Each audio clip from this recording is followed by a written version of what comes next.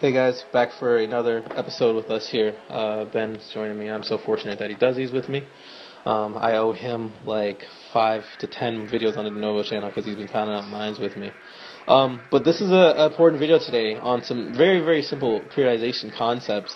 But I can be a big baby on some days, and I think people generally communicate fatigue with being a complainer, and I even myself have coined the term grind that shit. And look at my warm up, looking you guys deep in your eyes. I'm not wanting to do this today. Today I did not want to be here. So I'm going to show an example of me squatting the same exact weight, feeling the same exact weight in a 24-hour period. So today I'm trying to squat. I'm trying my best, and I'm just basically killing myself, and it hurts. And this is like midweek. This was, and I wanted to quit. I even went and asked Ben. I think I'm doing too much. I think I'm fatigued. I think I'm overtraining. But he forced me to stick with it. I went back 24 hours later and I smoked it. And you guys will see the example in the video later. So people feel fatigue and they want to remove stimulus. Why do we have to quote unquote grind it out? Like, why is that important? The biggest thing is that you have to consider that your body doesn't want to change. It loves staying the same. It's, the concept you learn in the first biology class you ever had is homeostasis.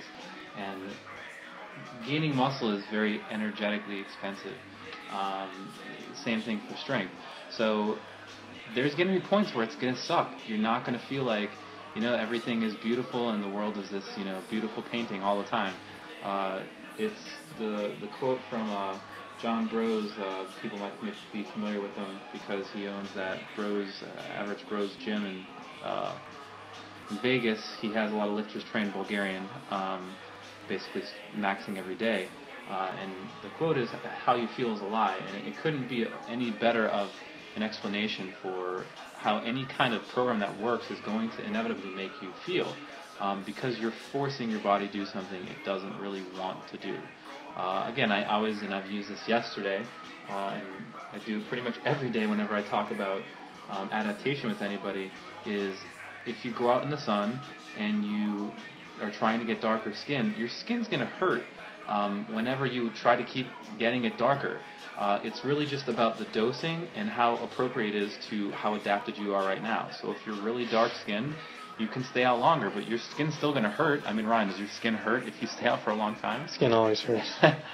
I mean, if I stay out for 2 minutes, I'm burnt. So, but to use one other quick metaphor, it's kind of similar to a trampoline, where you're looking at kind of producing this stressor as coming down on the trampoline, and you're getting this dip, but the rebound is going to be that much greater when you actually adapt.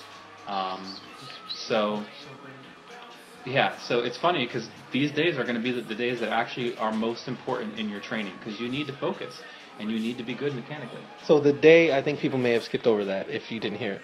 So this day, if you guys look at, I call it yellow shirt day versus black shirt day, which I'll have in a second. So this is my first work set. I am mentally defeated. Look at me. I don't want to do this. I'm finding any excuse I can to rap slower, or to say maybe this didn't feel right or that didn't feel right, and I don't want to do it.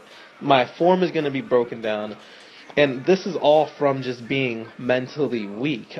People toss around the term, I have a strong mind, or even I do from time to time, but what you have to understand is sometimes I am so broken down in all ways that the only thing I have, literally, is my mechanical setup on my squat. So this is why form is so important, is because a day like today, I should have depended on my step outs here, which I'm doing terribly. I should have depended on, I'm not getting a really good breath, my wrists aren't in a good position, and I'm dipping forward in the squat. And it's terrible. I know I felt bad, but I should have stuck, as Dr. Zordo says, and do your job. If all you, oh wow, I'm disappointed. I was supposed to do 5, I believe. I did 1. That felt like 8,000 pounds. So part of this training in your tough weeks, what you guys have to realize is that in order to supercompensate, you have to overreach. It's absolutely necessary.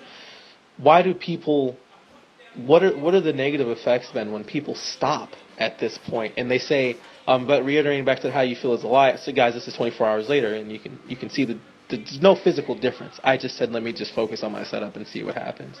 What is the effects of that when people stop and they constantly say, well, I'm just going to lift at homeostasis at all times and never when I'm feeling like shit? The worst thing possible. You stay the same. I mean, again, we're going to continue with this sun example and getting tan and darker skin.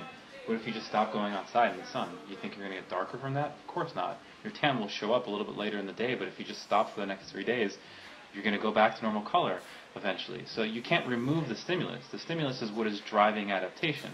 The other important thing to note here that Ryan made me think of as he was just saying that is these days, it's always important to slow down, but these days are the days that are grindy are the most important days to slow down.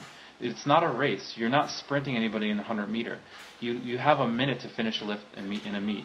Take your friggin' time, because you will make it feel twice as heavy than it really is if you get out of line. And if you already feel like shit, it's going to make you feel even worse like shit if you're out of position. So this is what I think is something that I found was a very fine line with your feeling, physical feeling, I mean. Is there's a really fine line between really pounding out the proper amount of stimulus versus reaching a true overtraining fatigue. I would highly recommend for everyone that follows me, and this is not just a plug for Ben, Zordos, and myself, is to just go and educate yourself on some simple, basic concepts so you can truly know the difference when you look at your data to say, okay, I am really overtraining. If you just started squatting, and this is a very wild and liberal example, and now you're squatting 4 times a week, chances are you don't need to do that to be cool. Like Ben says, you are more than likely beating yourself up into a new injury, and it's not just a fatigue that you're feeling any further at this point. Here's the reality of that example. Will you get stronger doing that? Absolutely, because you adapt. You have a negative adaptation where you get hurt, or, I mean, you have two extreme choices. You adapt or you die to a stressor. So you have to adapt to continue to survive.